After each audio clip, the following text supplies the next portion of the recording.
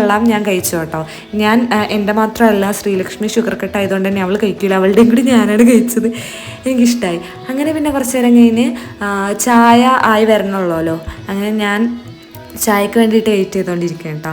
അപ്പോൾ ഐശ്വര്യ അവലെടുത്തു. ഇത് അവരാണ് ചായ കൊടുക്കുന്ന രണ്ട് ചേട്ടന്മാരല്ല, അവൻ എൻ്റെ പ്രായമേ ഉള്ളൂ. പിന്നെ ഞാൻ എൻ്റെ അടുത്ത് ഹായ് കാണിക്കാൻ പറഞ്ഞപ്പോൾ ഭയങ്കര നാണമാണെന്ന് തോന്നുന്നു, അവൻ ഹായ് കാണിച്ചില്ല. പിന്നെ ശ്രീകുട്ടിക്ക് ഷുഗർ കട്ട് ആയതുകൊണ്ട് തന്നെ അവൾ കഴിക്കില്ല, കട്ടൻ ചായയും ബിസ്ക്കറ്റും ആയിരുന്നു. പിന്നെ ഐശ്വര്യ എന്താണെന്നറിയില്ല, എനിക്ക് ചായയൊക്കെ എടുത്തുകൊണ്ട് വരണം. എന്ത് ചെയ്യാനാണ്, ഭയങ്കര സ്നേഹം. വീഡിയോ എടുക്കാമെന്ന് പറഞ്ഞപ്പോഴായിരിക്കും അവൾ ചായ എടുത്തുകൊണ്ട് വരുന്നത്. അങ്ങനെ അവൾ എനിക്ക് ചായ എടുത്തുകൊണ്ട് വരുവാണ്. പാൽച്ചായ ഉണ്ടായി, കട്ടൻ കാപ്പി ഉണ്ടായി. പക്ഷെ ഞാൻ പാൽച്ചായയാണ് എടുത്തത്. അങ്ങനെ ഞാൻ ചായ കുടിക്കുകയാണ്. ചായ കുടിച്ചപ്പോൾ നമുക്കൊരു ആശ്വാസം കിട്ടി. കൊള്ളാം, നല്ല ചായയായിരുന്നു. റഹ്മത്തത്തെ ഇട്ട ചായയാണ്, റഹ്മത്തത്തെയാണ് അവിടെ കൂടുതൽ ചായ ഇടുന്നത്. അപ്പോൾ എൻ്റെ അടുത്ത് അവൾ ചോദിക്കുക ചായ എങ്ങനെയുണ്ടെന്ന് എന്തൊക്കെയോ ചോദിച്ചു.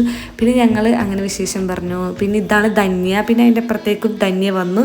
അവൾക്ക് വീഡിയോ എടുക്കുകയെന്ന് അറിയില്ലായിരുന്നു കേട്ടോ. ഹായ് തരാൻ പറഞ്ഞപ്പോൾ ഈ വ്ളോഗിലൊക്കെ എന്ന് പറഞ്ഞപ്പോൾ അയ്യോ വീഡിയോ. പിന്നെ അതിൻ്റെ അടുത്ത് ആശ്മിക്ക വന്നു, ഞാൻ ആശ്മിക്കായിട്ട് എടുത്തു. പിന്നെ എനിക്ക് പോകാൻ സമയമായി. ഞാനപ്പോൾ അവളുടെ അടുത്ത് പോകാൻ ടാറ്റ പറഞ്ഞു. പിന്നെ റഹ്മത്തത്തെ ഇറങ്ങിയ ആ സമയത്ത് ഇതാണ് സെക്യൂരിറ്റി ചേട്ടൻ. ഞാൻ രാവിലെ വരുമ്പോൾ കാണാറുള്ള ചേട്ടനാണ് കേട്ടോ, പാവൻ ചേട്ടനാണ്.